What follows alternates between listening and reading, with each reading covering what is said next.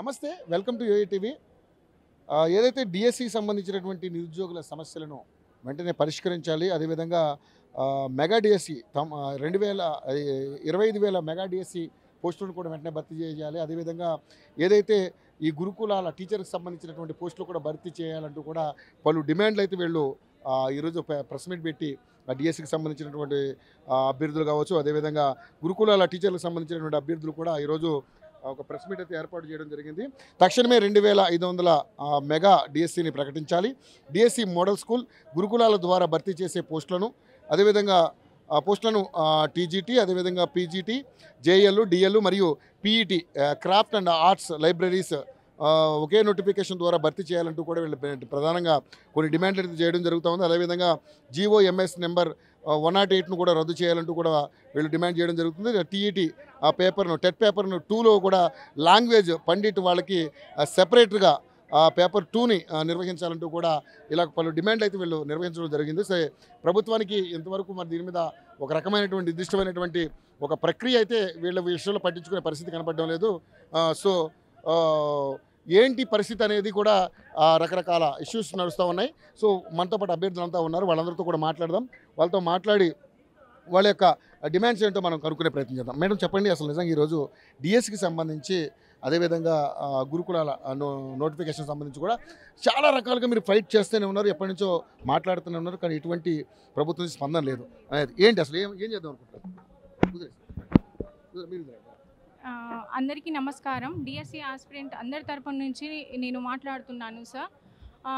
మన గౌరవనీయులైన రేవంత్ రెడ్డి గారు చాలా అన్యాయం చేసిరు సార్ డిఎస్సి వాళ్ళకి. యాక్చువల్లీ మేము ఓటు వేసిందే ఆయనకు మా నిరుద్యోగుల సమస్యలు తీరుస్తారని. ఎందుకంటే కేసీఆర్ సార్ గారు 10 సంవత్సరాలు పరిపాలన చేసి కూడా డిఎస్సి వేయలేదు, ఏది కూడా నోటిఫికేషన్ ఆయన విడుదల చేయలేదు. కాబట్టి మేమంతా నిరుద్యోగులం కలిసి ఆయనని తీసి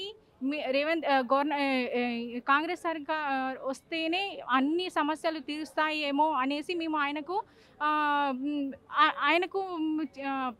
వెంట ఉన్నాం. కానీ ఆయన ఏం చేసినారు సార్? ఆయన ఏం చేయలేదు. జస్ట్ ఆయన ఒక ఫ్రీ బస్ వేయడం, లేడీస్కి ఫ్రీ బస్ వేయడం తప్ప ఈ స్టూడెంట్ వల్లనే గెలిచినారు, కానీ స్టూడెంట్కి ఆయన అన్యాయం చేసిండు. ఏది అయినా కానీ ఇప్పుడు కేసీఆర్ సర్కార్లో ఆయన ఏమన్నారు? పేపర్ లీకేజీ అని చెప్పినారు. బట్ ఇప్పుడు ఆయన సర్కార్ ఉంది కదా, మరి ఆయన సర్కార్లో గ్రూప్ 1 పేపర్ ఎలా క్యాన్సిల్ అయింది సార్? మరి అది ఎందుకు ఇప్పుడు ఆయన ఎందుకు మాట్లాడడం లేదు? ఆ మూమెంట్లో కేసీఆర్ సార్ని అండ్ కేసీఆర్ గవర్నమెంట్ని ఆయన నిందించినారు కదా. మరి ఇప్పుడు ఆయన గవర్నమెంట్లో ఇవన్నీ జరుగుతున్నాయి, మళ్ళీ అదే నిరుద్యోగుల సమస్యలు జరుగుతున్నా ఆయన ఎందుకు ముందుకు రావడం లేదు? నిరుద్యోగుల వల్లనే ఆయన ఆ గద్దె మీద ఉన్నారు కదా, ఆ పొజిషన్లో ఉన్నారు కదా, ఆ సీఎంలో ఉండి కూడా ఆయన అప్పుడు కేసీఆర్ సార్ని అన్నా సార్ ఇప్పుడు ఎందుకు రావడం లేదు? మరి ఇప్పుడు వచ్చి ఆయన మాట్లాడాలి కదా, అప్పుడు ఎలా మాట్లాడిరో ఇప్పుడు కూడా అదే మాట్లాడాలని మేమంతా కోరుకుంటున్నాం సార్. మేమంతా ఆయన చెప్పే సమాధానం కోసమే వెయిట్ చేస్తున్నాము. ఆయన సరి చేయాల్సినవి చాలా ఉన్నాయి సార్. ఎందుకంటే నోటిఫికేషన్స్ అన్నీ విడుదల చేయాలి. మెయిన్గా అయితే డిఎస్సి వాళ్ళు సార్ చాలా అంటే చాలా నష్టపోతున్నాం. ఇప్పుడు చాలా ఇయర్స్ నుంచి అయితే ఎంతమంది లైబ్రరీలో ఒక్కొక్కరైతే 3-4 ఇయర్స్ నుంచి 10 సంవత్సరాల నుంచి కూడా కూర్చొని లైబ్రరీస్లో చదువుకున్న వాళ్ళు ఉన్నారు. వాళ్ళంతా కూడా 1.3, 0.5 అలాంటి దాంట్లో వెళ్ళిపోతున్నారు. కానీ అలా వెళ్ళిపోతున్న వీళ్ళకి ఎలా తెలుస్తుంది సార్? ఇలా మేము ఇన్ని సంవత్సరాలు చదివి ఈ పొజిషన్కి వచ్చి కానీ మేము ఇన్ని చదువుకున్న వాళ్ళకి ఏం చదువులేదు కదా సార్. ఇప్పుడు రేవంత్ సార్కి ఏ క్వాలిఫికేషన్ ఉంది సార్? సీఎం అయ్యారు, మరి సీఎం అయిన తర్వాత ఆయనకు తెలియాలి కదా ఎలాంటి ఆయన చేయాల్సినవి ఏమేమి ఉన్నాయి అన్నీ తీర్చాలి కదా. ఇప్పుడు ఆయన తీర్చింది ఏం లేదు సార్. ఒక ఫ్రీ బస్ పెట్టిండు అంతే, లేడీస్కి పెట్టిండు. ఆ ఫ్రీ బస్లో కూడా జెంట్స్, ఇప్పుడు మనం కూడా అందరినీ అర్థం చేసుకోవాలి కదా. జస్ట్ అది పెట్టిండు, సైలెంట్గా ఉండు. ఇంకా ఆడికి ఇడికి ఢిల్లీకి ఇడికి తిరగడమే సరిపోతుంది ఆ సార్కి. ఇంకా ఈ నిరుద్యోగులు ఏమైనా చేసుకోండి, గొడవ పెట్టుకుంటారు. మళ్ళీ నా ఎలక్షన్ నా టైం వచ్చే వరకు నేను మనీ సేవ్ చేసుకుంటా, నోటిఫికేషన్లు ఇస్తుంటా, ఆ డబ్బంతా నేను సేవ్ చేసుకొని మళ్ళీ notification up to mega DSC వేసేద్దామని ఆయన ఆలోచనలో ఉండు. ఆ మెగా డిఎస్సి ఏదో 25 పోస్టులతో అయితే రాదేమో అనిపిస్తుంది మాకు. మళ్ళీ అది 10-11 వేలు. నాది యాదాద్రి అన్నారు, కానీ అదైతే వేయలేదు కదా. ఫస్ట్ ఆయన రాగానే ఏమన్నారు, 25,000 పోస్టులతో మెగా డిఎస్సి అన్నారు. కానీ ఆ మెగా డిఎస్సి అయితే అసలు మెగా డిఎస్సి కాదు కదా, 6,000 పోస్టులతో కూడా ఇంకా మాకు డిఎస్సి రాలేదు. ఇంకా ఇప్పుడు రేవంత్ సార్ ఏమో సంవత్సరానికి 2 అన్నారు. జాబ్ క్యాలెండర్ అన్నారు, ఆ జాబ్ క్యాలెండర్ కూడా రాలేదు. ఏది అసలు ఆయన చెప్పిన ఏవి కూడా నెరవేయడం లేదు సార్. ఇలానే జరిగితే నెక్స్ట్ గవర్నమెంట్ అయితే కాంగ్రెస్ ఉండదేమో అని మాకు అనిపిస్తుంది. ఎందుకంటే మేము ఆయన గద్దె ఎక్కించినాం, దింపడం కూడా అది మాదే ఉంటుంది సార్, మాతోనే సాధ్యం ఉంటుంది. ఎందుకంటే స్టూడెంట్ తలుచుకుంటే ఏమైనా చేయగలరు సార్. సో ఆయన ఇప్పటి వరకు చూస్తున్నటువంటి పరిస్థితులు చూస్తుంటే ఇన్ని ఉద్యమాలు చేశారు మీరు. సో ఇదే అశోక్ నగర్ సాక్షిగా మీ మీద లాఠీ చార్జ్ కూడా చేయడం జరిగింది, చాలా ఇబ్బందులు పెట్టడం జరిగింది, గర్భిణీ స్త్రీలను కూడా వదలలేదు, పోలీసులు ఇష్టం వచ్చినట్టు కొట్టారు. సో ఏంటి మరి ఇంకా ప్రభుత్వం ఇంకా ఇలాంటి మొండి వైఖరిగా ముందుకు వెళ్తూనే ఉంది, మీకు న్యాయం జరుగుద్దని మీరు ఎలా అనుకుంటున్నారు? సార్ ఒకటే సార్, ఇప్పుడు ఈ ప్రభుత్వం, ఈ కాంగ్రెస్ ప్రభుత్వం ఇలానే చేసింది అనుకోండి, నేపాల్లో ఎలాంటి పరిస్థితి వచ్చిందో మన తెలంగాణలో కూడా ఇప్పుడు మన తెలంగాణలో కూడా నెక్స్ట్ అదే జరుగుతుందేమో అనిపిస్తుంది. ఎందుకంటే ఆయన ఏ యాక్షన్లు తీసుకోవడానికి అనిపిస్తుంది. ఎందుకంటే ఆయన బాగా మొండికి కూర్చుండి ఏం చేసుకుంటారో చేసుకోపోండి, నేనేది ఇట్లనే ఉంటా, మీరేం చేస్తారు, నాకు 5 సంవత్సరాలు ఉంది ఇంకా పరిపాలన, అది ఇంకా 2 సంవత్సరాలు అయింది కదా, ఇంకా 3 సంవత్సరాలు ఉంది, అప్పటి వరకు నేను మనీ సేవ్ చేసుకోవాలి కదా, వెనకేసుకోవాలి. మీరేం చేస్తారు, నోటిఫికేషన్లు వేస్తా మా డబ్బులతోటి. ఆయన ఏం చేస్తాడు, రేపు ఎలక్షన్లో మళ్ళీ గెలిచి మళ్ళీ మీకు నోటిఫికేషన్లు ఇస్తా, ఉద్యోగాలు ఇస్తాను అని చెప్పి అవే మాటలు ఉంటాయి. సేమ్ కేసీఆర్ సార్ అలానే చెప్పి 10 సంవత్సరాల పరిపాలన చేసిరు. ఈయన కూడా నేను ఆల్రెడీ చెప్పిండు కదా సార్, ఈ రాష్ట్రానికి నేను 10 సంవత్సరాలు సీఎంగా ఉంటానని చెప్పిండు కాబట్టి అదే ఫాలో అవుదామని ఆయన ఉన్నాడు. కానీ అది మాత్రం మేము జరగనివ్వం సార్. ఈ నెక్స్ట్ ఎలక్షన్లో మాత్రం ఆయన అయితే ముఖ్యమంత్రిగా అయితే ఉండడు అసలు. ఇప్పుడే ఆయనకు అవసరం లేదు సార్. ఆయనకు విద్యాశాఖ మంత్రి ఏం అవసరం సార్? ఆయన ఏం చదివిండని, ఆయనకి ఏం తెలుసు అని కనీసం ఆయనకు బేసిక్ నాలెడ్జ్ కూడా తెలుసు. ఒక ఎడ్యుకేషన్ డిపార్ట్మెంట్లో ఉండాల్సిన ఏవి ఉండాలి, ఎలాంటి నోటిఫికేషన్ ఏం జారీ చేయాలి, ఏ జియో పాస్ చేయాలి, ఏది తెలియనప్పుడు ఆయన విద్యాశాఖ మంత్రి ఎలా ఉంచుకుంటాడు? అంటే వేరే మన తెలంగాణలో ఎడ్యుకేటెడ్ ఎంపీస్ ఎవరు లేరా, ఎడ్యుకేటెడ్ పర్సన్స్ ఎవరు లేరా సార్, లీడర్స్ ఎవరు లేరా? ఆయననే ఎందుకు ఉంచుకోవాలి? మరి కేసీఆర్ సార్ ఉన్నప్పుడు ఆయన ఉంచుకోలేదు కదా, అన్ని పోస్టులు ఆయన ఉంచుకున్నప్పుడు ఈయన ఎందుకు ఉంచుకున్నాడు? ఈయన దేనికి అవసరము? మరి ఉంచుకున్నప్పుడు ఆయన నోటిఫికేషన్లు విడుదల చేయాలి కదా, ఆయన అన్ని నిరుద్యోగులకు ఇచ్చిన అన్ని హామీలను నెరవేర్చాలి కదా. మెగా డిఎస్సి అన్నారు, ఎక్కడ సార్? యాదాద్రి భువనగిరి డిస్టిక్ నాది. లాస్ట్ టైం ఆయన 11,062 పోస్టులు వేసినప్పుడు నా డిస్టిక్లో 1-2 పోస్టులు తప్ప ఏవి లేవు. 1-2 పోస్టులు ఎస్ఐ బయోసైన్స్ వాళ్ళు అయినా, ఎస్ఐ వాళ్ళు ఏ సబ్జెక్ట్ అయినా 1-2 పోస్టుల ఇన్ని వేల మంది ఎలా సార్ కొడతారు? అంటే మేము వాళ్ళకి ఏమైనా కుక్కల్లా అనిపిస్తున్నామా? కుక్కల ముందు 1-2 బొక్కలేసి తన్నుకున్నట్టు అనిపిస్తుందా సార్ వాళ్ళకి? ఇప్పుడు ఎజిటి నుంచి మాకైతే ఎలాంటి లేనే లేదు, మేము ఇంకా ఆశించలేము కూడా. ఇప్పుడు బయోసైన్స్ వాళ్ళకైనా కనీసం 70% డైరెక్ట్ ట్రీట్మెంట్ ఇవ్వాలి కదా, దానికోసం కూడా మేము హైకోర్టు వరకు వెళ్ళినాం. కానీ హైకోర్టు గవర్నమెంట్ చేతిలోనే అది ఇచ్చేసినప్పుడు మరి ఆయన రెస్పాండ్ అవ్వాలి కదా. మేము స్టూడెంట్ కలవాలి అని ఇప్పుడు ఆయనకు సీఎం కావాలనుకున్నప్పుడు ఆయననేమో మా దగ్గరికి వచ్చినారు, అన్నీ తిరిగినారు, అన్ని ఇంటింటికి తిరిగి ఆయన ఎమ్మెల్యేలు, ఆయన మంత్రులు అన్నీ చేసినారు. మరి ఈయన మాత్రం ఇప్పుడు ఎందుకు రెస్పాండ్ అవ్వడం లేదు సార్? రెస్పాండ్ అవ్వాలి కదా ముఖ్యమంత్రి అయినా. ఇప్పుడు ఈయన రెస్పాండ్ అవ్వడు.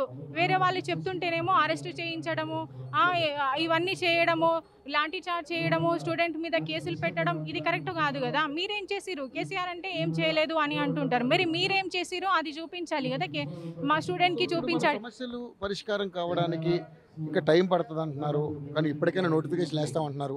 సో మీకు మరి కాల పరిమితి కూడా అయిపోతా ఉంది, చాలా ఇప్పటికీ 2 సంవత్సరాలు అయింది వీళ్ళ ప్రభుత్వం ఏర్పడి. ఫైనల్గా ఏంటి అసలు? అంటే నెక్స్ట్ ఒకవేళ ప్రభుత్వం దిగి రాకపోతే మీ మోటివ్ ఎలా ఉండబోతుంది సార్? నెక్స్ట్ అయితే ప్రభుత్వం దిగి రాకపోతే మేమైతే చాలా సీరియస్ యాక్షన్ తీసుకుంటాం సార్. ఎంతమంది తెలంగాణలో స్టూడెంట్ ఉన్నారో అందరూ ఒకే దగ్గర అయ్యి ఆయనకి ఎలా దింపాలి, లేకపోతే మేము కూడా నేపాల్ లాగా స్ట్రైక్ చేస్తాం సార్, మేము కూడా ఫైట్ చేస్తాము. ఆయనను దించే నేపాల్లో పిఎంఏ పారిపోయినప్పుడు ఇక్కడ ముఖ్యమంత్రి పారిపోడా సార్? మేము తలుచుకుంటే ఏమైనా చేయగలము. స్టూడెంట్ సార్, పవర్ అంతా మా చేతిలోనే ఉంటుంది. మేము ఓటేస్తేనే కదా ఆయన గెలిచిందో. మా ఓటు లేకుండా ఆయన సీఎం ఎలా అవుతాడు? ఆ దర్జా ఎలా వస్తుంది ఆయనకి? ఆ ఆ దర్జా వచ్చిందంటే మా వల్లనే. అలాంటప్పుడు మా దగ్గరికి రావాలి, ఆయన రావాలి సార్, మేము కాదు పోవడము. ప్రజల దగ్గర పరిపాలన అన్నప్పుడు మరి సీఎం రాడా? మరి మా ఓటుతోటి అక్కడ కూర్చున్నాడు కదా, మరి రావాలి కదా. ఇక్కడ ఇంత జరుగుతున్నప్పుడు అన్నీ చూస్తుంటాడు, అన్ని అప్డేట్ ఆయన దగ్గర ఉంటూనే, కానీ ఆయన రెస్పాండ్ ఎందుకు సార్? మరి అంత ఆయనకు ఒక సీఎంకి ఉండాల్సిన క్వాలిటీస్ అయితే రేవంత్ రెడ్డి సార్కి లేవు సార్. సో వాళ్ళ పార్టీ లీడర్స్ ఎవరైనా ఉన్నారో ప్రెసిడెంట్, వాళ్ళందరినీ ఆయన దించేసి నెక్స్ట్ ఎవరినైనా మనకు స్టూడెంట్కి న్యాయం చేసే వాళ్ళనైతే ఎక్కించాలి సార్. లేకపోతే మేము యాక్షన్ తీసుకుంటాము, మేము ఎంతటికైనా వెళ్తాం సార్. ఎందుకంటే మాకైతే ఇంకా చదివి ఇసుకొచ్చేసింది సార్. ఎంత అని చదువుతాము, ఎన్ని లైబ్రరీస్ అని వెళ్తాము, ఎన్ని బుక్స్ అని చదువుతాము.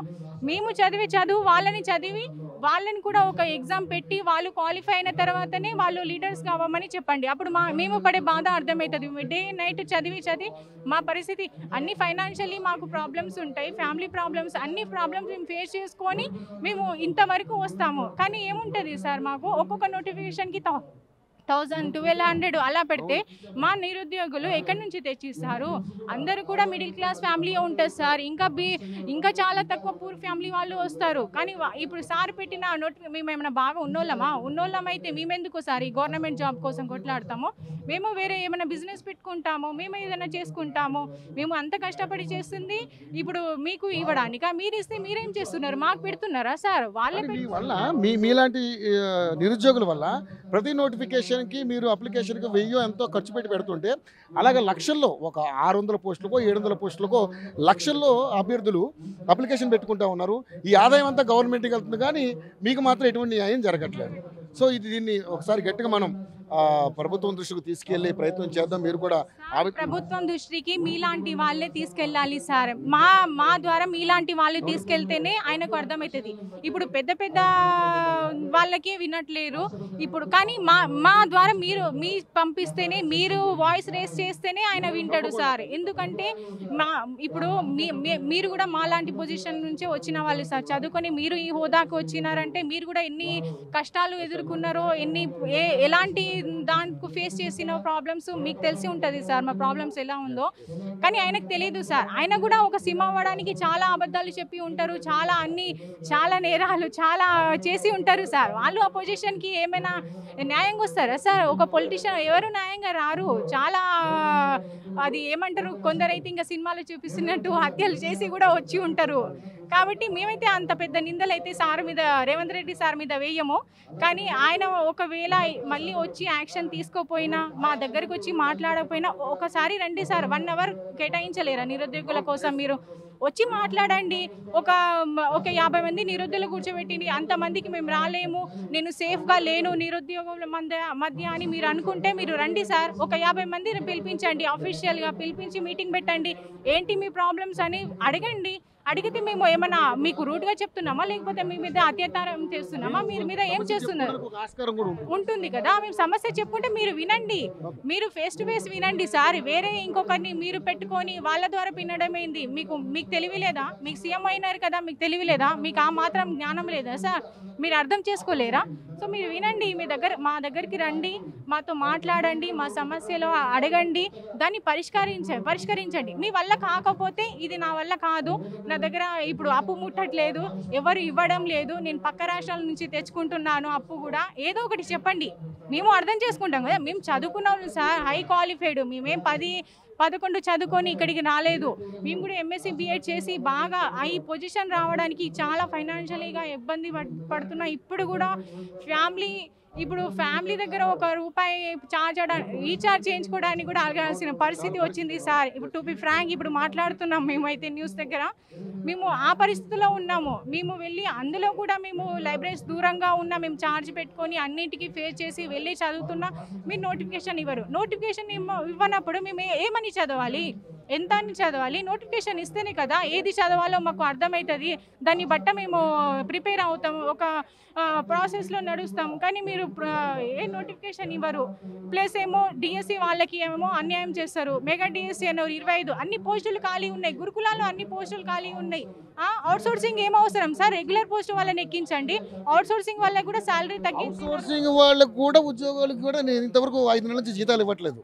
సో అది వాళ్ళకు కూడా సార్ మైనార్టీ వాళ్ళకైనా సోషల్ వాళ్ళకైనా ట్రైబల్ వెల్ఫేర్ వాళ్ళకైనా అసలు శాలరీసే రావడం లేదు సార్. వాళ్ళు కూడా చాలా ఫేస్ చేసి అయినా కూడా మాకు ఒక జాబ్లో ఉండాలి, మేము ఒక హోదాలో మాకు ఫ్యామిలీ నడిపించాలి అనే ఉద్దేశంతో వాళ్ళు శాలరీస్ రాకపోయినా వాళ్ళ ఓన్గా ఖర్చు చేసుకొని వాళ్ళు అప్పులు చేసి ఆ జాబ్ కొనసాగిస్తున్నారు. కానీ ఆ సార్కి ఏం తెలుసు సార్, ఆయన కూడా వచ్చి అడిగితే కదా వాళ్ళకి అర్థమయ్యేది.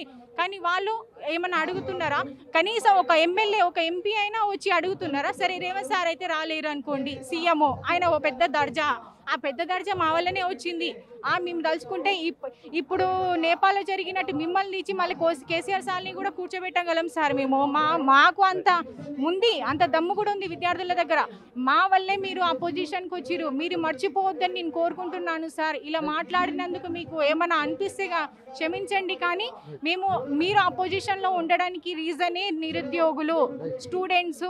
మేము మిమ్మల్ని నమ్మినాం, మీ కాంగ్రెస్ గవర్నమెంట్ని నమ్మినాం. కాంగ్రెస్ వస్తే మాదేదో లైఫ్ చేంజ్ అవుతుందేమో, ఉద్యోగులంగా సరిదిద్దుకుంటామేమో, మేము ఏదో ఒక దారిలో వెళ్తామేమో అనుకున్నాం. కానీ మీరైతే అలా చేసేటట్టు అయితే లేరు సార్. ఇలానే ముందు కూర్చున్నారు అనుకోండి, నెక్స్ట్ అయితే యాక్షన్ చాలా సీరియస్గా ఉంటుంది. దీన్ని మీరైతే గుర్తుపెట్టుకోండి. అండ్ నెక్స్ట్ మీరే దిగి రండి. మీరు దిగి వస్తేనే మా ప్రాబ్లమ్స్ మీరు సాల్వ్ చేయగలరు. ఇంకొకరి చెవులతోటి ఇంకొకరి మాటలతోటి వినకండి. ఎందుకంటే ఎవరిది వాళ్ళు చూసుకుంటారు సార్. ఏ మంత్రి అయినా ఏ ఎమ్మెల్యే అయినా వాళ్ళది వాళ్ళే చూసుకుంటారు. మీరు రండి, నెక్స్ట్ గవర్నమెంట్ మీదే ఉండాలి. లేదా ఇప్పుడు నేను ఇంకా 10 సంవత్సరాలు 15 సంవత్సరాలు నా పరిపాలనే ఉండాలి అనుకుంటే మీరు రండి సార్. ఎందుకంటే మేము చెప్తున్నాం కదా, మీరు మా సమస్యలన్నీ తీర్చిరనుకోండి, నెక్స్ట్ గవర్నమెంట్ మీదే ఉంటుంది సార్. మాకు కావాల్సింది ఉద్యోగము. నోటిఫికేషన్ వేస్తుండండి, మా తర్వాత కూడా వేరే వాళ్ళు ఉంటారు, వాళ్ళకు కూడా ఇస్తూ ఉండండి. మీ పోస్ట్ అడగడం లేదు కదా మేమేం. సో మీరు రండి సార్, ఒకసారి మాట్లాడండి, మాతో మాట్లాడండి. ఏంటి ప్రాబ్లం అని ఒకటి అడగండి. మాతో మీకు ఏ రిస్క్ లేదు సార్, మీకే అసలు ప్రాణహానినే లేదు. మేమేదో దాడులు చేస్తాము మీ వీధికి అని అనుకోకండి. మీరు ఎలక్షన్స్ అప్పుడు ఎలా వచ్చి మాట్లాడిరో ఇప్పుడు కూడా వచ్చి మాట్లాడండి. ప్రజల దగ్గర పరిపాలన అన్నారు కదా మీరు. సో రండి, మాట్లాడండి, మా సమస్యలను తీర్చండి sir. So thank you sir. Thank you so much.